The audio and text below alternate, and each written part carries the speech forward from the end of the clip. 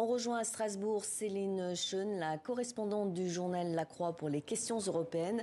Bonjour Céline Schoen. Première constatation, les groupes d'extrême droite ont grossi au sein du Parlement européen et beaucoup de députés ont l'expression cordon sanitaire à la bouche.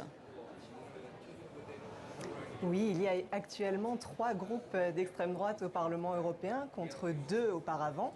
Et ensemble, ils comptent pour 187 élus, 187 sur 720, ce qui n'est pas rien évidemment. Et dans ce contexte, les groupes pro-européens sont bien décidés à faire en sorte que l'extrême droite n'ait pas voix au chapitre. Pour cela, ils ont donc mis en place ce cordon sanitaire. Il consiste en fait, pour les groupes principaux dans l'hémicycle, à s'entendre en vue d'empêcher l'extrême droite de récolter des postes à responsabilité, comme par exemple des vice-présidences du Parlement européen, des présidences de commission ou des postes de questeurs. Mais alors ce cordon sanitaire que certains réclament, il est à géométrie variable, semble-t-il. Oui, effectivement, tout le monde n'est pas logé à la même enseigne. Le groupe des Patriotes pour l'Europe, par exemple, qui est présidé par Jordan Bardella, de même que le groupe de l'Europe des nations souveraines, qui lui accueille le parti allemand de l'AfD, sont ciblés à 100% par ce cordon sanitaire. Mais pour ce qui est du groupe des conservateurs et réformistes européens, qui n'est autre que la famille politique de l'italienne Giorgia Meloni, c'est moins clair.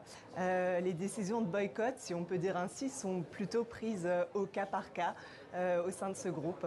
Quant à l'extrême gauche dans l'hémicycle, elle n'est pas ciblée par le cordon sanitaire car elle n'est pas accusée en fait de vouloir détruire l'Europe de l'intérieur.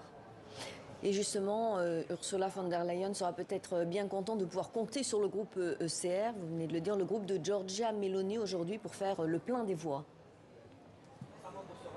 Oui, effectivement, pour être réélu à la présidence de la Commission européenne, l'Allemande Ursula von der Leyen a besoin d'environ 361 voix aujourd'hui dans l'hémicycle. Ça dépend exactement du nombre de députés qui sont présents.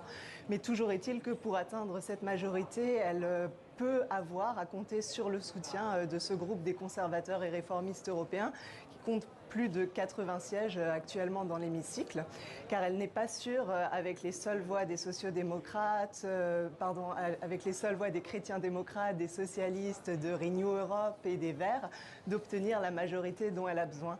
D'où cette petite tangente, et aussi c'est aussi la raison pour laquelle Ursula von der Leyen a multiplié au cours des derniers jours les réunions en bilatéral pour tenter de convaincre le plus grand nombre de députés possible. Et au sein de ce groupe ECR, la délégation italienne a d'ores et déjà dit qu'elle était en faveur d'une reconduction d'Ursula von der Leyen à la tête de la Commission, mais les Polonais, eux, sont totalement contre. Merci Céline Schoen pour vos précisions depuis Strasbourg.